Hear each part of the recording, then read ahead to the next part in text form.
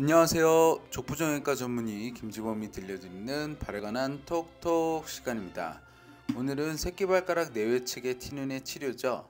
관절 유압술의 실제 치료 사례에 대해서 말씀드리고자 합니다. 새끼발가락의 티눈 왜 생기고 무엇이 문제일까요? 새끼발가락의 티눈은 내측과 외측에 주로 생기고요. 이 부위가 통증을 유발하는 것이 문제입니다. 새끼발가락 내측의 티눈은 새끼발가락이 안쪽으로 휘어 있으면서 뼈가 튀어나온 부위가 서로 부딪히면서 살에 티눈이 발생하는 것이 문제입니다. 그래서 네 번째 발가락과 다섯 번째 발가락에 동시에 티눈이 발생하는 경우가 많아요.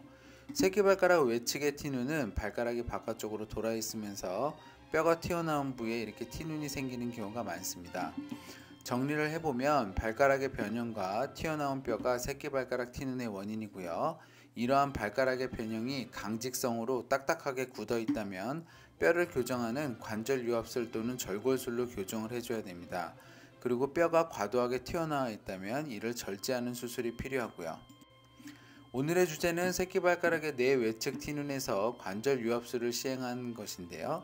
환자의 상태는 어땠고 왜 관절 유압술을 시행했는지 말씀드릴게요. 환자는 오래 서 있는 직업이었고 새끼발가락 내 외측에 통증 및 티눈이 있는 환자였습니다.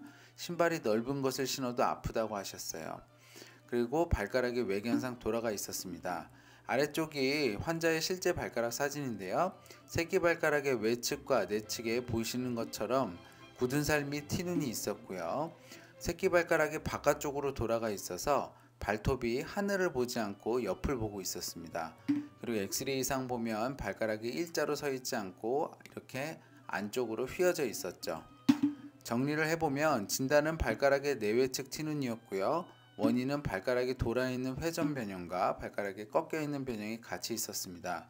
그리고 강직성 변형이 있어서 이러한 변형을 뼈를 교정하는 수술을 해줬어야 됐는데 저는 회전 변형이 있는 경우에는 관절 유압술을 주로 시행을 합니다. 새끼발가락의 관절 유압 수술은 뭐고 어떻게 할까요? 새끼발가락의 관절 유압 수술은 변형을 교정한 상태에서 관절을 핀으로 고정해서 뼈로 붙이는 수술입니다. 아래 모식도를 보면 먼저 관절에 연골이 있는 부위를 제거를 하고 발가락의 변형을 교정한 다음에 이렇게 핀으로 고정을 합니다. 변형이 잘 교정되었는지를 확인을 해볼까요? 수술 전 사진을 보면 발가락이 꺾여 있는데 수술 후 사진을 보면 발가락이 일자로 펴져 있고요.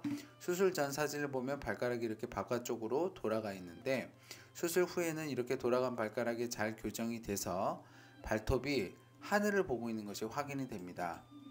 관절 유압 수술의 과정은 연골을 제거하고 변형을 교정한 다음에 변형을 교정한 상태에서 핀으로 고정을 하고요. 이 핀은 4주간 유지를 하고 핀은 박혀 있어도 걷는 것은 가능합니다.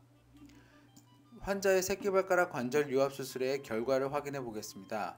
핀을 뽑은 직후에는 관절이 이렇게 뼈로 잘 안 붙어가는 것처럼 보였지만 수술 후 3개월째 보면 골진이 나와서 관절이 붙어가는 것이 확인이 됩니다.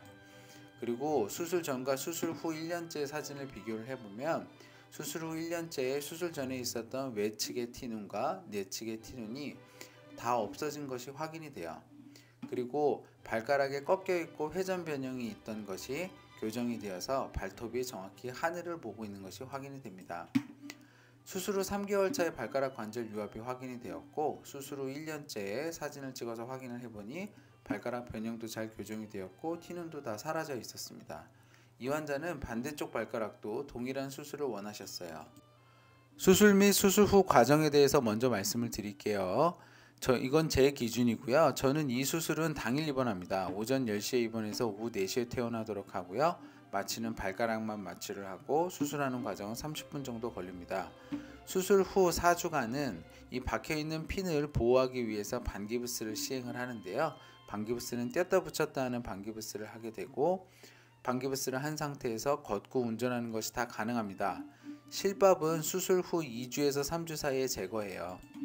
비록 수술하는 날은 당일 입원이지만 그날은 전체적으로 일정을 비우는 것이 좋습니다. 수술 후에 통증이 좀 있기 때문이고요.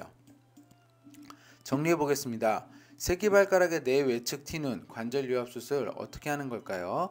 새끼발가락의 티눈 및 통증은 발가락의 변형이 원인입니다. 이러한 발가락의 변형이 회전 변형이고 강직성인 경우에는 저는 관절 유압 수술을 해요. 절골 수술보다 관절 유압 수술이 회전 변형의 교정력이 더 좋기 때문입니다. 수술은 당일 입원을 하고 4주 기부스를 하고 4주차에 핀을 제거하면 끝입니다. 건강한 발걸음 행복한 100세 인생 발에 관한 톡톡이 함께합니다.